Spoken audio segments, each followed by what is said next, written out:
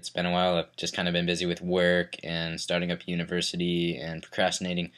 Which, by the way, for university, I went to buy my textbooks for one semester, and they were $600, and I still need one. So I think that's stupid. Whoever makes textbooks, I think you're stupid.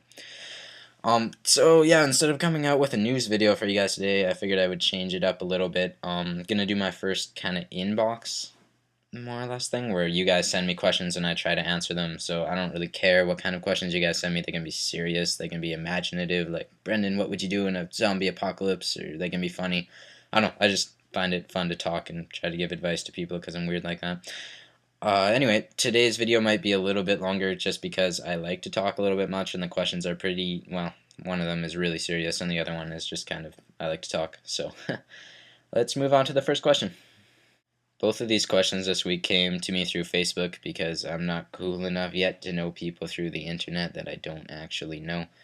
The first question, though, is, of course, I'll keep anonymity for you guys, so don't worry about that. If you don't know what that word means, it means anonymous, just in a fancy term. So we'll jump right into the first question. It's a pretty serious one. Well, really serious one, actually.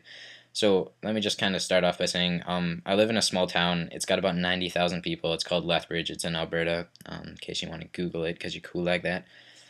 So anyway, I just graduated high school, and somebody that we just graduated with passed away a couple weeks ago. So the reason why I bring up where I live is because it's a big town, but it's small enough that you know of everybody. You might not know them, but you know of everybody.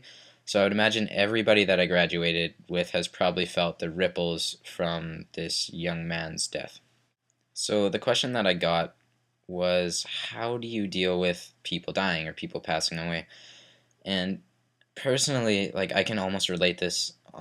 When I was 15, I would say, I was playing rugby with some of my brother's friends, and we were playing, and I fell down awkwardly, and I broke my collarbone. So the way that I can relate this is, up to that point, I'd never really broken anything serious. I'd never really like sprained. Well, I've sprained stuff, but it wasn't ever like super serious. It only took like a week or two to heal at most.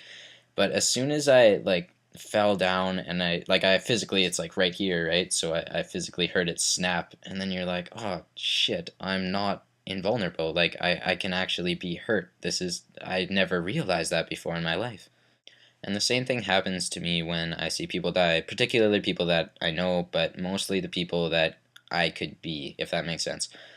Like, when I see somebody die and I could be in that position, then it motivates me.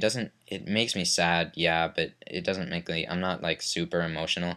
So it doesn't make me overly sad. Maybe I'm a little bit psychopathic that way, but it does motivate me, whether that be like spending more time with people that you love or spending more time with things that you love, or even things as simple as like just being awake more, like not sleeping for like 12 hours a day, because then you have an extra 4 hours a day of life to enjoy and spend.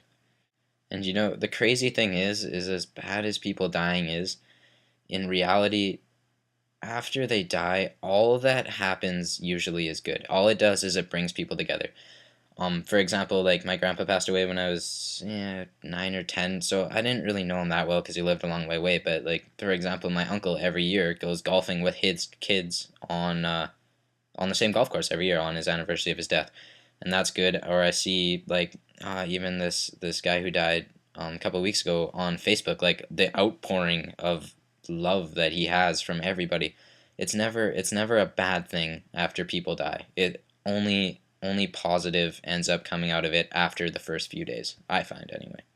And I don't know if you guys see that too. I would imagine most people that watch this are around my age. So when one of your friends dies, however it may be, when they're young, like, it's just on Facebook, it's just pages and pages and pages for days and days and days of people just like talking about this person and how great they were and how awesome they were. And I think there's a lot to be reaped from that, because it just means that there is good in the world even when really, really tragic things happen.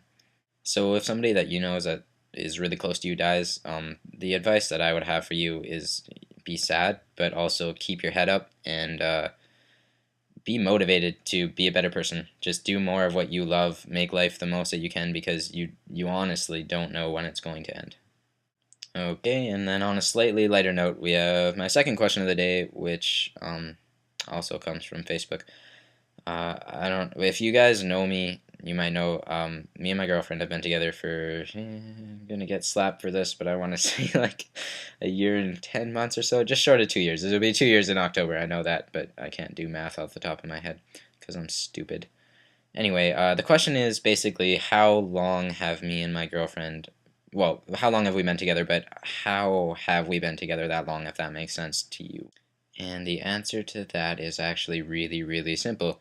You just find somebody who's somewhat sensible. If you're both sensible people, it'll work out. Like, if you don't, I see it so much in like, I want to say high school girls, but I'm sure high school guys as well. If people just overreact and like one little thing puts people over the edge and they freak out, and that that doesn't work in life, and that doesn't work in relationships. That doesn't work in anything that you'll do. Don't ever overreact. If you keep a cool head, things will turn out pretty well. They'll always turn out for the better.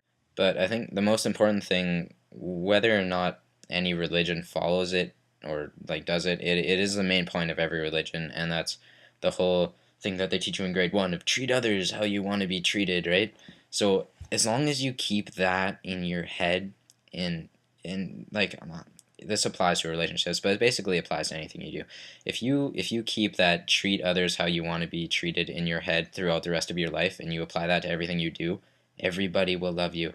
So as long as you don't overreact and you treat him or her as you would like to be treated, then things should work out for you. But sometimes, you know what, guys are assholes and bitches be crazy, especially at this age. So if that happens and you break up or whatever, just go find somebody else, because that's the only way that you're gonna know what type of person you like. Yeah, so those are the two questions. Sorry about if this video was shitty, because I didn't really think of what I was gonna say. It was just kind of like off the top of my head, off the collar kind of thing.